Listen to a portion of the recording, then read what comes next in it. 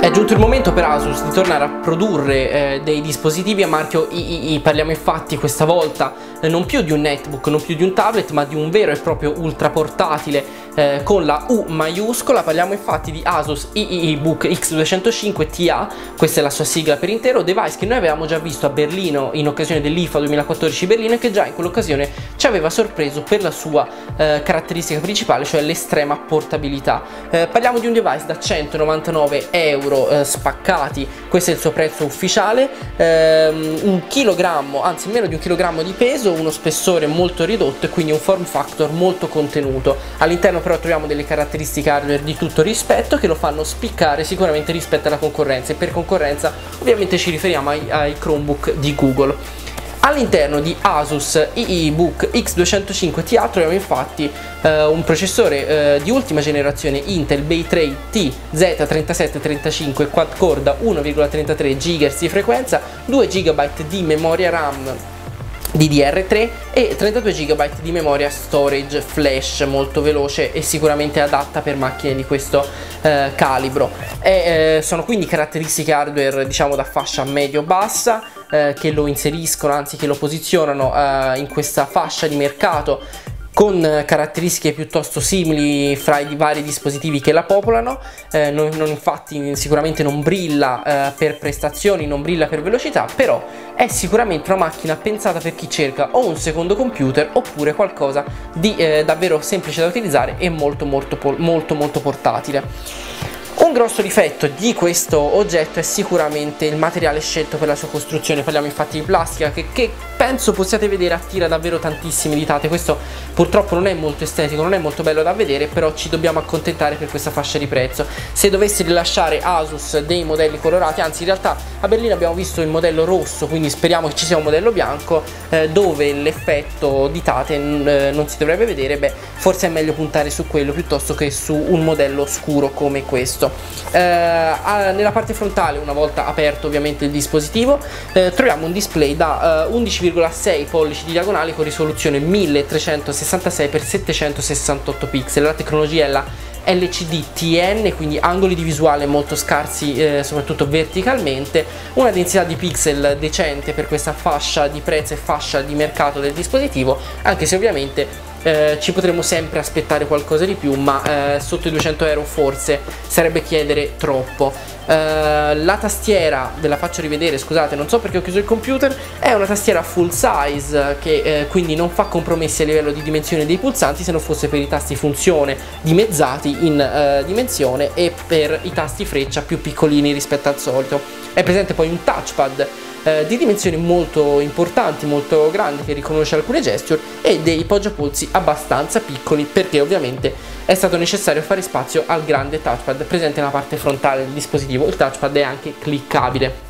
Sotto troviamo gli speaker stereo di sistema, la qualità molto buona, devo dire sono rimasto estremamente sorpreso, il volume molto elevato e non me lo aspettavo proprio. La qualità, ripeto, è buona, però mancano come sempre i bassi, cosa che purtroppo penso che non riusciremo mai a vedere su dispositivi su questa fascia di prezzo.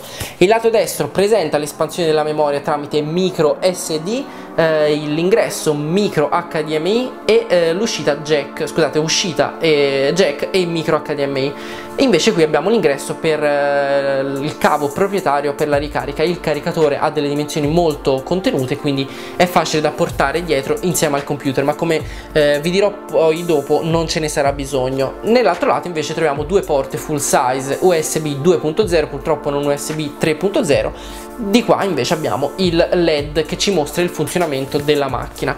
Come vi dicevo, molto sottile, molto compatto, perché appunto con 1 kg di peso, 980 grammi per la precisione, 17,5 mm di spessore, non rastremato, è completamente diciamo pari come macchina, è una sorta di piccolo parallelepipedo, è sicuramente un campione per la portabilità. Lo potrete portare in borsa, nello zaino, non lo sentirete dietro perché comunque è veramente comodo ed è veramente leggero.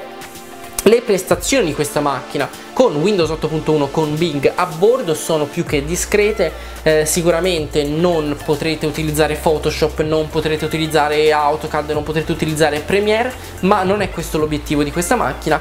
Infatti Asus con questo dispositivo punta a chi ha bisogno di leggere le mail, a chi ha bisogno di vedere le notizie online, frequentare i social e ovviamente utilizzare Office. Perché utilizzare Office? Perché all'interno di Asus Eebook X205 troviamo Office preinstallato. Purtroppo, essendo il nostro un sample proveniente dagli Stati Uniti, non è stato possibile fare il redeem del codice di Office e quindi non ho potuto sfruttare la versione preinstallata. Però anche in occasione dell'IFA 2014 c'era stato assicurato che avremmo visto, dato il prezzo contenuto, Office a bordo di questa macchina, quindi grandissima inclusione da parte di Asus e Microsoft per questo dispositivo.